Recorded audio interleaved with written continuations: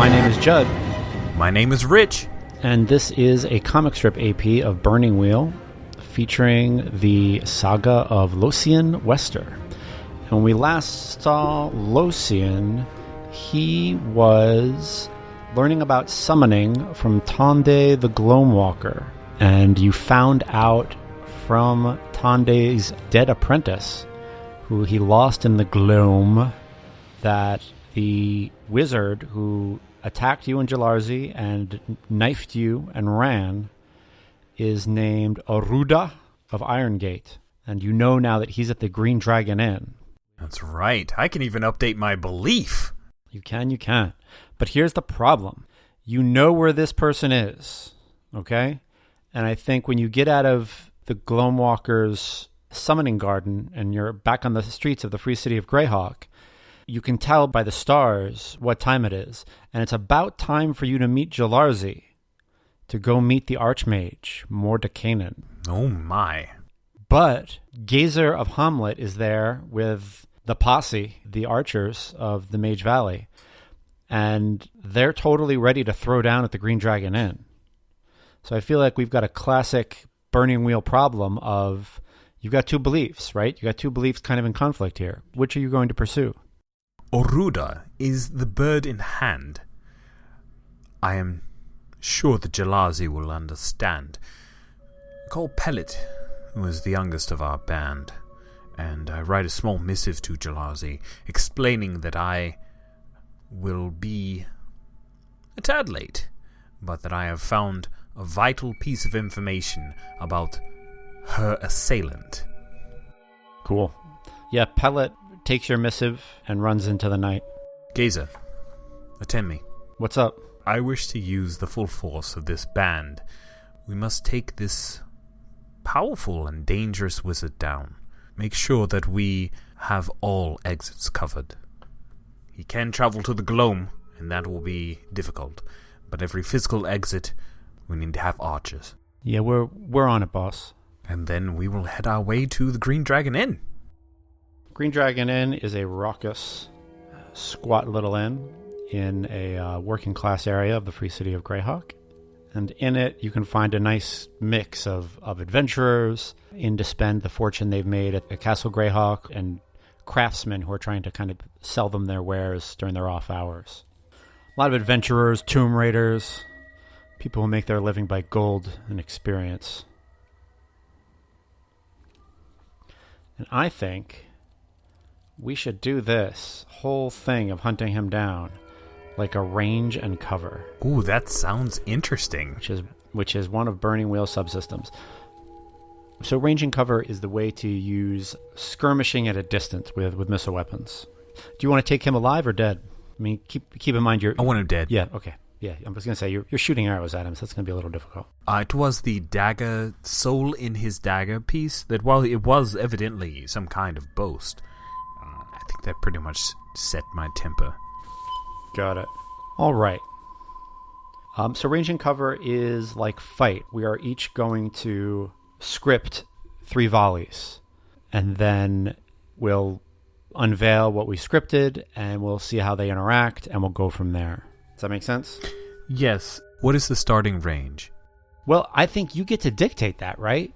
I think that's fair. I just want to make sure that we're on the same page. Yeah. I mean, you're not going to get like a free shot at him. That's not exactly the way it's going to work. You're going to kind of get probably a bonus die to your first volley. But after that, it's going to get intense. So yeah, I think you're going to be in like optimum longbow range for your archers. I think that's where they're going to set up. So they're in kind of this wide circle around the inn, covering alleys and all that wonderful nonsense. That sounds brilliant. Where are you in this mess? I am near the front door. Okay. I'm going to participate in this, and if need be, I will use my magic. Okay, let's set the scene a little bit. This inn is on a corner, and one of the walls is kind of open air. Like it's got a really low wall. Maybe once there were beaded curtains there, but they've just been worn through and they're just kind of see-through now. So you can really just see right into it. And you're by the front door on a side where there's some solid adobe. Mm-hmm. The skull-faced wizard, the evil skull-faced wizard, walks out in the night air and lights up a pipe. And that's where we will start. Let's do our scripts. Ready? Yes. Okay, and you saw that with flank, the skill you use is tactics. Yes, I did see tactics. Just making sure. I read through it as quickly as I could. This is my first ranging cover. Awesome. Ranging covers are fun.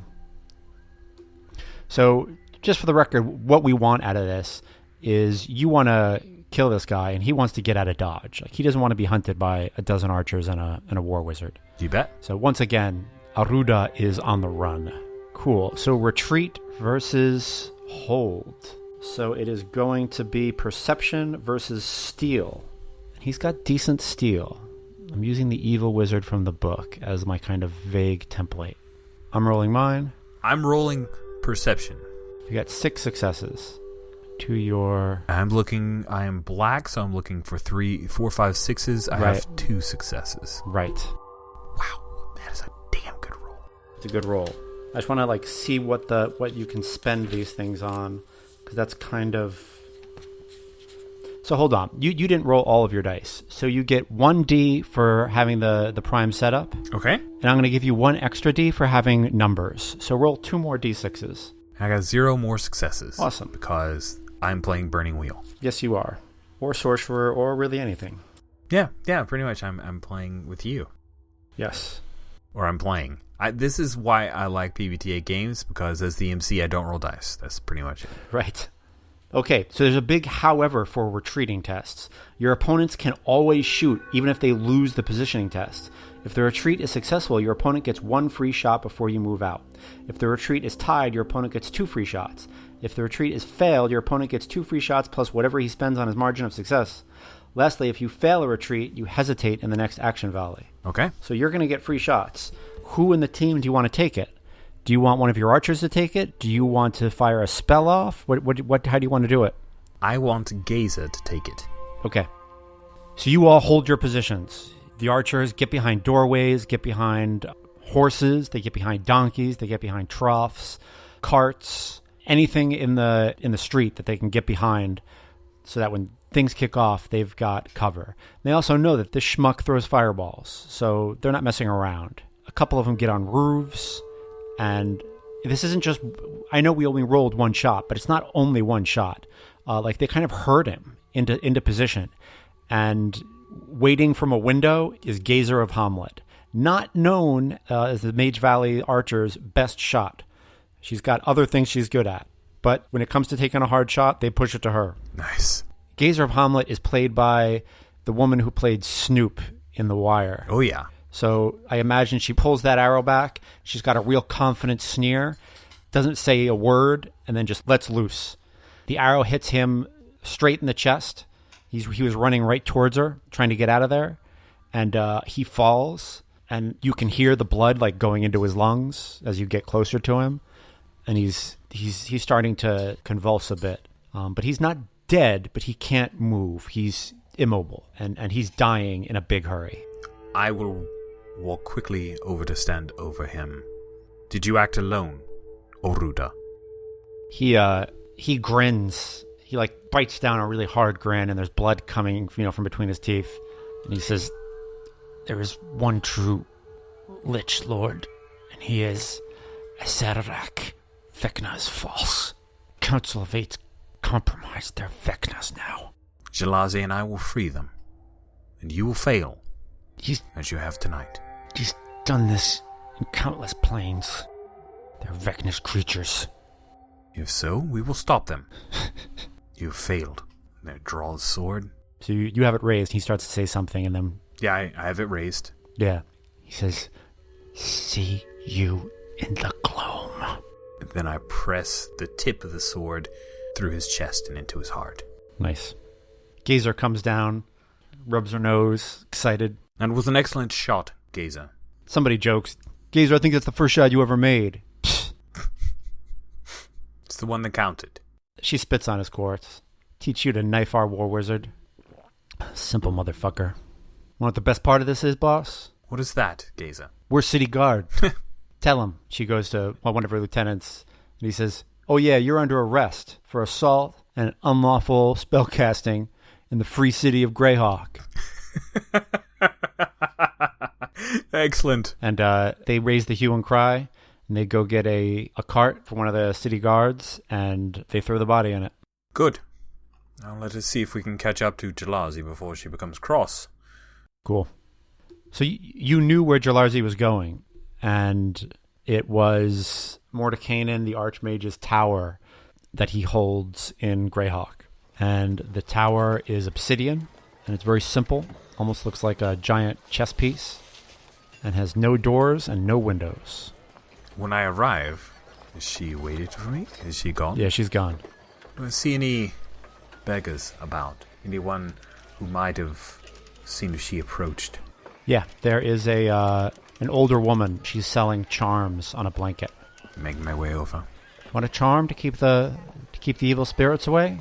Yes, I would. I would also like to hear a tale. What have you seen today? Has anyone arrived at the tower? I would never speak out of turn. I don't like saying wizard's business. I understand. My name is Locien Wester, and I am a friend of Jalazi, a member of the Circle. I need to know if she arrived here today.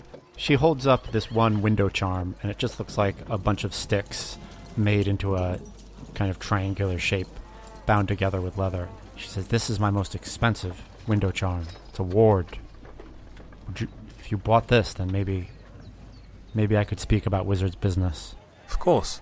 It looks very nice. I will take it. Cool. Make a resources roll. Ob 1. All right. I have black 1 in resources, so let's see how this goes. Yep. 5. Rock on. Successful roll. Good for you. So let's make sure we mark that down, because you might have, your resources might have gone up, or might soon. Cool. And she says, one of Mordenkainen's former apprentices came, Jalarzi. She walked into that tower, but I don't know how she got in. There are no doors. She just seemed to walk through the stone. There's some trick to it, but I don't know what. You don't know. You've seen this before, and never none have shown you, I'm sure. Most of the people who come in and out of there are dwarves. Mordenkainen, he's got lots of dwarf friends. I see. Thank you for your information. Now I will see if I can join my friend.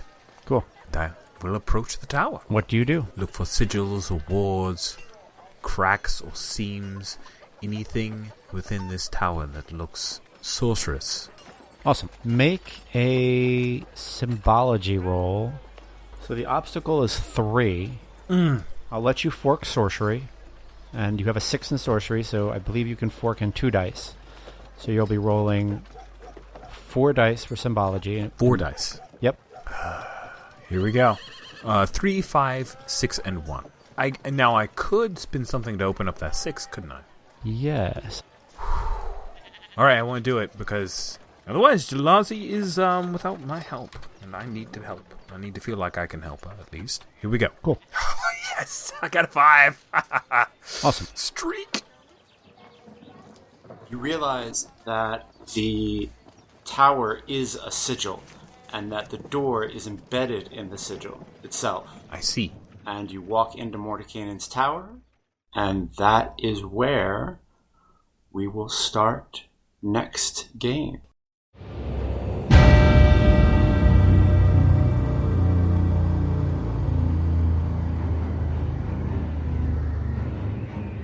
Soundscape music was found on tabletopaudio.com. If you want awesome music for your game sessions, try tabletopaudio.com.